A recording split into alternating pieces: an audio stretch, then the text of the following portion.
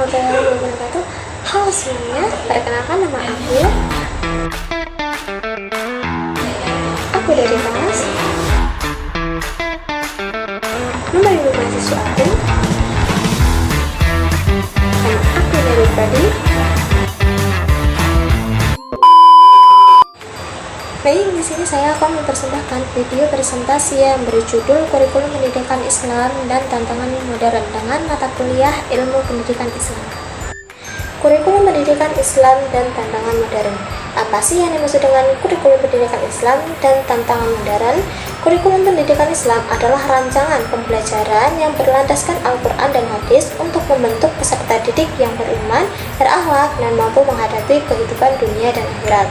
Dalam era modern, kurikulum ini menghadapi beragam tantangan seperti derasnya arus teknologi digital, pengaruh globalisasi yang membawa perubahan nilai, serta peningkatan kompetensi guru agar mampu menerapkan metode pembelajaran yang relevan dengan perkembangan zaman.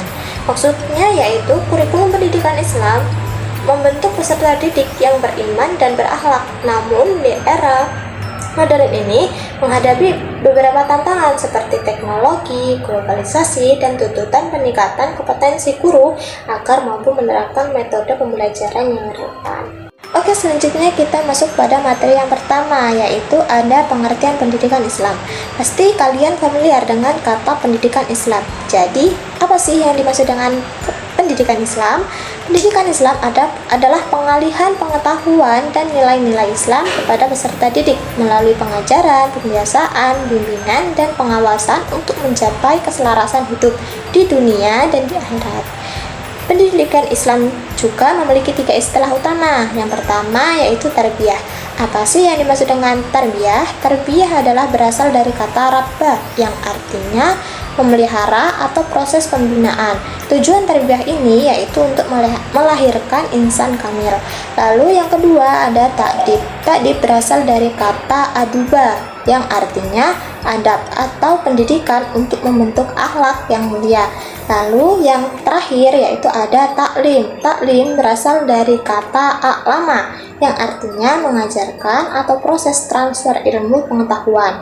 Jadi kesimpulan 3 istilah tersebut, tarbiyah berfokus pada membina dan mengembangkan potensi, ta'dib itu berfokus pada membentuk adab dan akhlak, dan taklim yaitu berfokus pada mentransfer ilmu.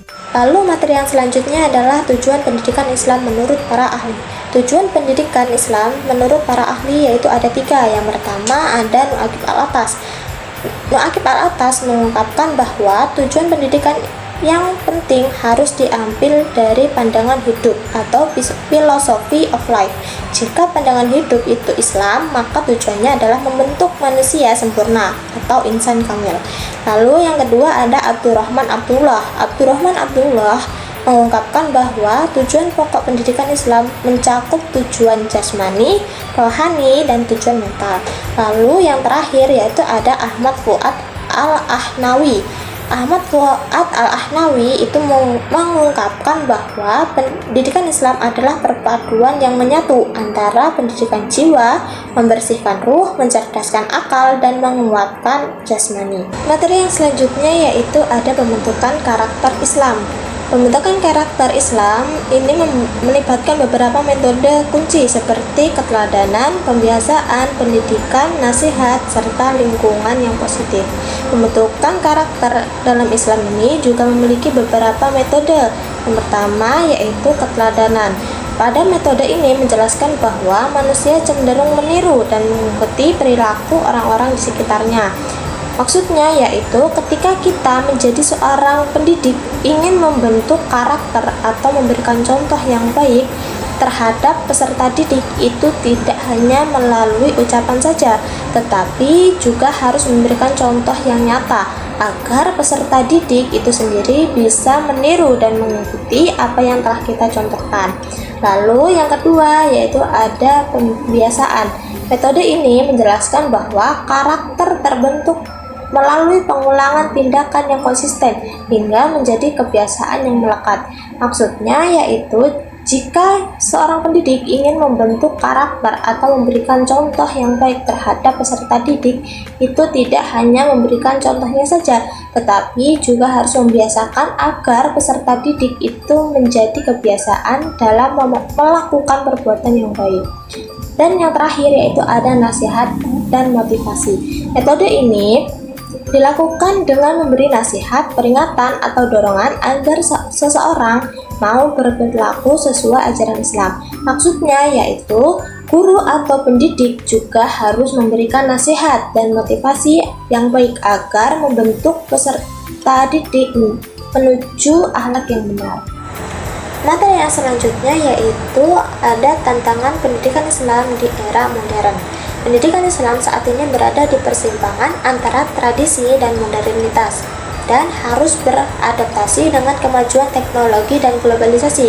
Tantangan utamanya adalah bagaimana mempertahankan nilai-nilai inti agama dalam lingkungan yang semakin sekuler dan berubah dengan cepat.